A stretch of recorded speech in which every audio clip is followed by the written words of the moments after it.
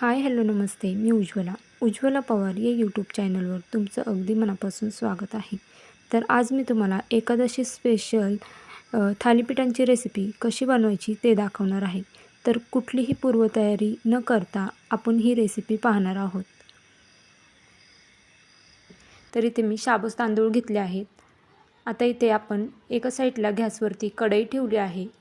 आता हे शाबूत तांदूळ आपल्याला या कढईमध्ये घालून घ्यायचे आहेत आणि याला छान असं भाजून घ्यायचं आहे. तर मीडियम गॅसवरती आपल्याला हे शाबूत तांदूळ भाजायचे आहेत. उपवास असला की नेहमीच शाबूत तांदूळची खिचडी खाऊन देखील आपल्याला कंटाळा येतो. त्यामुळे नक्कीच ही रेसिपी ट्राय करा. आणि कधीतरी आपण शाबूत तांदूळ भिजत घालायचं देखील विसरून जातो. तर ही रेसिपी अगदी झटपट होते. शाबूत तांदूळ भिजत घालायची गरज पडत नाही. तर शाबूत तांदूळ आपले भाजत आहेत तोपर्यंत ते मी कुकरला बटाटे शिजायला लावले आहेत. चॅनलवर नवीन असाल तर प्लीज एक लाईक एक सबस्क्राईब नक्कीच करा. नवीन यूट्यूबरसाठी एक लाईक एक सबस्क्राईब खरंच खूप लाख मोलाचं असतं. तुम्ही ही रेसिपी उपवास नसताना देखील करू शकता किंवा छोट्या मोठ्या भुकेसाठी सुद्धा ही रेसिपी तुम्ही करू शकता. नाश्त्यासाठी किंवा कोणी पाहुणे आले तर ही रेसिपी तुम्ही करू शकता आणि मुले देखील आवडीने खातात. व्हिडिओ जर थोडा जरी आवडला असेल तर प्लीज व्हिडिओला एक लाईक एक सबस्क्राईब नक्कीच करा. तर पाहू शकता इथे 2 मिनटं मी मीडियम गॅसवरती छान असे हे शाबूत तांदूळ भाजून घेतले आणि आपल्या शाबूत तांदळाचा कलर देखील चेंज झाला आहे. आता याला आपण एका प्लेटमध्ये काढून घेऊया. तर आता मी गॅस बंद करते आणि याला आपण एका प्लेटमध्ये काढून घेऊया.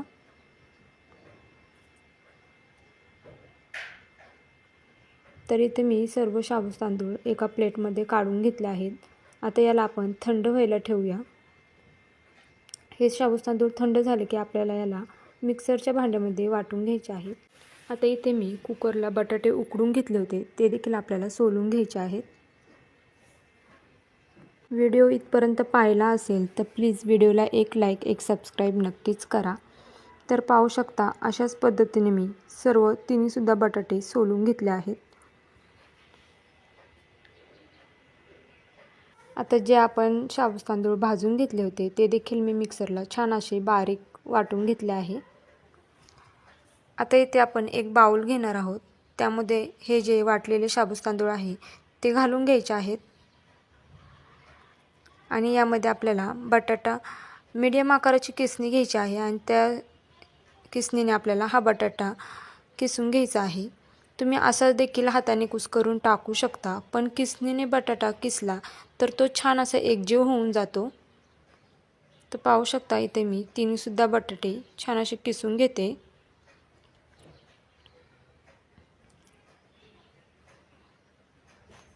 तर आपले बटाटे किसून झाले आहेत. आता यामध्ये आपल्याला मिरची घालायची आहे. तर इथे मी 4 हिरव्या मिरच्या मिक्सरला बारीक करून घेतल्या आहेत. लहान मुलं खाणार आहे त्यामुळे मिरची कमी वापरत आहे. तुम्ही तुमच्या आवडीनुसार मिरची कमी जास्त करू शकता. आता यामध्ये आपल्याला शेंगदाण्याचा कूट घालायचा आहे. तर इथे मी शेंगदाणे भाजून त्याचा कूट करून घेतला आहे. आता यामध्ये आपल्याला चवीनुसार मीठ घालायचं आहे आणि आता आपल्याला तेलाचा हात घ्यायचा आहे आणि ह्याचा आपल्याला एक छान असा गोळा तयार करून घ्यायचा आहे. तेलाचा हात यासाठी घ्यायचा कारण की आपण यामध्ये मिरची वाटून घातली आहे. मिरचीने आपल्या हाताची आग होऊ शकते. जर तेलाचा हात घेतला तर आग होत नाही. त्याच्यामुळे आपण या हाताला तेल लावून घ्यायचं आहे अगोदर. तर पाहू शकता अशा पद्धतीने आपल्याला ह्याचा छान असा गोळा तयार करून घ्यायचा आहे आणि यामध्ये आपल्याला थोडंसं पाणी घालून ह्याला छान असं मळून घ्यायचं आहे. म्हणजे छान मऊ असा गोळा होतो आणि आपल्याला थापायला सुद्धा सोपं पडतं.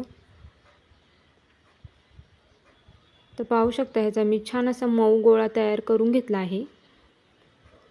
आता इथे मी पोळपाटावरती एक रुमाल घेतला आहे ओला करून. आता याचा आपण एक गोळा करून घ्यायचा आहे आणि यावरती ठेवून पाण्याचा हात घेऊन आपल्याला हे थापून घ्यायचं आहे. तर पाहू शकता अशाच पद्धतीने आपल्याला हे छान असं थापून घ्यायचं आहे. तर पाहू शकता इथे मी गोल आकाराचा छान थापून घेतलं आहे. खूप जास्त जाड देखील ठेवायचं नाही आणि खूप जास्त पातळ देखील ठेवायचं नाही. आणि पाण्याचं बोट घेऊन याच्यामध्ये आपल्याला होल पाडून घ्यायचा आहे। आता इथे एका साईडला मी तवा ठेवला होता गरम व्हायला। आता त्यावरती आपण थोडं तेल घालून घ्यायचं आहे आणि हे जे थालीपीठ आपण थापले ते यावरती घालून घ्यायचं आहे। तुम्ही याला थालीपीठसुद्धा म्हणू शकता किंवा धपाटेसुद्धा म्हणू शकता। तर अगदी सहज हे निघलं जातं।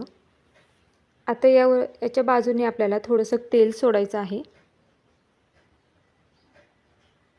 म्हणजे हे छान असं खरपूस भाजलं जाईल। आता याला आपण 2 मिनिटं छान असं खरपूस भाजून घेऊया। तोपर्यंत मी पुन्हा दुसरं एक थालीपीठ तुम्हाला दाखवते थापून। तर पाहू शकता इथे एक गोळा घेतला आहे आणि हात आपल्याला ओला करून घ्यायचा आहे, म्हणजे आपल्या हाताला हे चिटकणार नाही आणि याचा छान असा आपण गोल आकार थालीपीठ थापून घ्यायचा आहे। तर पाहू शकता ह्याला मी एका साईडनी 2 मिनिटं छान असं खरपूस भाजून घेतलं आहे। आता आपण याला पलटी करून घेऊया आणि दुसऱ्या साईडनी सुद्धा आपण तेल सोडून घ्यायचं आहे आणि याला दुसऱ्या साईडने देखील आपल्याला 2 मिनिटं छान असं भाजून घ्यायचं आहे।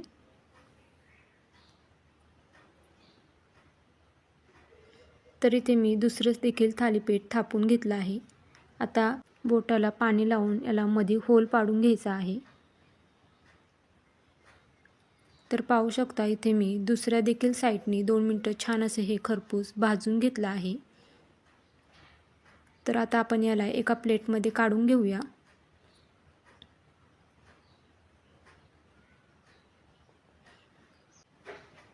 आता परत आपण तव्यावरती तेल टाकून घेऊया आणि दुसरं देखील थालीपीठ आपल्याला तव्यावरती टाकून घ्यायचं आहे। तर पाहू शकता अशाच पद्धतीने आपल्याला सर्व थालीपीठ करून घ्यायचे आहेत। आता याच्या बाजूने देखील आपल्याला तेल सोडायचं आहे।